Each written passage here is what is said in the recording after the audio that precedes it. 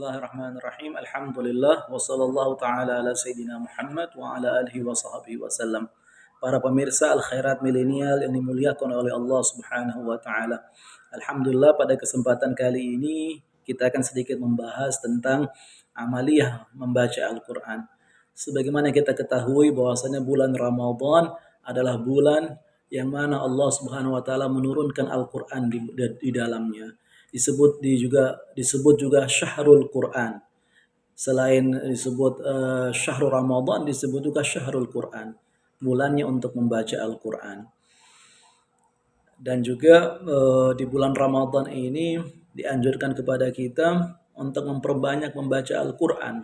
Karena ini bulannya umat baginda Nabi Muhammad sallallahu alaihi wasallam. Banyak hadis yang menerangkan tentang keutamaan membaca Al-Quran. Bahwasanya tidak dikatakan alif lam mim itu satu huruf, tapi alifnya satu huruf, lamnya satu huruf, dan mimnya satu huruf. Bahkan ini dilipat gandakan oleh Allah Subhanahu wa taala pahala dalam membaca Al-Qur'an sampai 10 kali lipat. Dan semakin banyak kita baca tentu semakin banyak hasanat yang Allah Subhanahu wa taala akan berikan. Dan juga dalam membaca Al-Qur'an ini dapat memberikan syafaat untuk yang membacanya. Iqra'ul Qur'ana fa innahu ya'ti yaumal qiyamah syafi'an li ashabih. Bacalah oleh kalian Al-Qur'an karena nantinya Al-Qur'an akan memberikan syafaat untuk yang membacanya.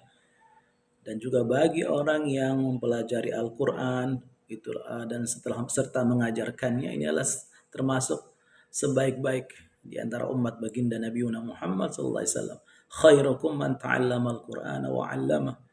Dalam sebuah hadis, sebaik-baik kalian, kata Nabi, adalah yang mempelajari Al-Quran serta mengajarkannya. Itulah pentingnya kalau punya ilmu, penting juga untuk mengamalkan ilmu yang dia ketahui. Dan adapun jumlah bilangan Al-Quran ini ada sebanyak 6.666 jumlah ayat Al-Quran. Di antaranya ada 1.000 yang berisi daripada amar perintah. Kemudian wa'alaf nahi 1.000 yang berisi tentang larangan. 1.000 tentang janji. 1.000 tentang ancaman. 1.000 tentang kisah-kisah dan akhbar dan khabar. 1.000 yang berisi tentang pelajaran dan juga perumpamaan, ibar wa amthal. Kemudian ada 500 yang menjelaskan tentang perihal halal dan haram. Kemudian ada 100 yang menjelaskan tentang nasikh wal mansukh. Kemudian ada 66 yang berisi tentang doa dan istighfar. Itu isi dari kandungan dalam Al-Quran. Ada yang mengatakan selain daripada itu. Adapun untuk suratul Fatihah yang kita biasa baca dalam salat kita, bahwa ini merupakan surah yang memiliki fadilah yang sangat besar untuk memenuhi kebutuhan daripada manusia. Sebagaimana dalam ayat dalam surah Al-Fatihah, iyyaka na'budu wa iyyaka nasta'in. Hanya kepadamu ya Allah aku memohon hanya kepadamu ya Allah aku menyembah, dan hanya kepadamu aku memohon pertolongan. Di sini kita natlubul aun min Allah. Fa innaka ista'anta billah azza wa jalla fi qada'i hajatik. Sungguhnya engkau di situ memohon kepada Allah untuk memenuhi hajat-hajatmu. Adapun nama-nama dalam suratul Fatihah ini ada berapa nama? Disebut dia suratul hamd oleh karena dimulai dengan hamdulillah taala di dalamnya. Disebut juga sab'ul mathani karena terdiri dari 7 ayat di dalamnya yang berisi ats-tsana Allah, pujian kepada Allah taala. Disebut juga Al-Quran Al-Azim oleh karena terkandung di dalam suratul Fatihah semua ulumul Quran, semua ilmu-ilmu Al-Quran terkandung dalam Fatihah dan mencakup dalamnya kebaikan dunia dan akhirat. Yang mana Allah Subhanahu wa taala menurunkan Al-Quran kepada Nabi kita Nabi Muhammad sallallahu alaihi wasallam, dan ini merupakan mukjizat terbesar kepada Nabi kita Nabi Muhammad sallallahu alaihi wasallam yang alhamdulillah sampai saat ini masih tetap kita melihatnya, kita membacanya, kita menyaksikan Al-Quran ini, mempelajarinya, membacanya. Adapun Al-Quran ini diturunkan oleh Allah kepada Nabi kita melalui perantaraan malaikat Jibril, biwasitati Jibril alaihissalam. Tepatnya di Ghar Hira, di Gua Hira pada malam yaitu pada tanggal 17 Ramadan pada tahun ke-40 setelah Amal Fil. Artinya pada saat 40 tahun usia Nabi Shallallahu alaihi wasallam.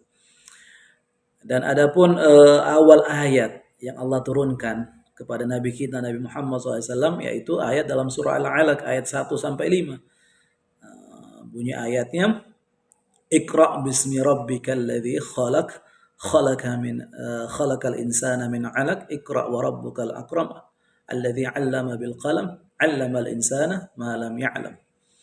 Ini berisi ajakan untuk kepada ilmu, kemudian qiraah, membaca, kitabah, menulis, al-bahth, pembahasan yang al-mustamir fil kaun yang selalu akan senantiasa berlangsung ini selama adanya alam semesta ini. Kemudian perlu juga kita untuk membahas sedikit tentang apa perbedaan membaca Al-Quran dan membaca kitab-kitab yang lainnya. Tentunya ada perbedaan.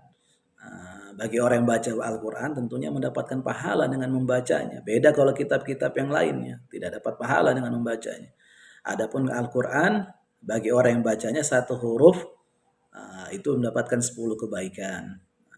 Kemudian dengan membaca Al-Quran pula akan memunculkan, akan membuat hati akan membuat hati ini bisa menjadi tenang.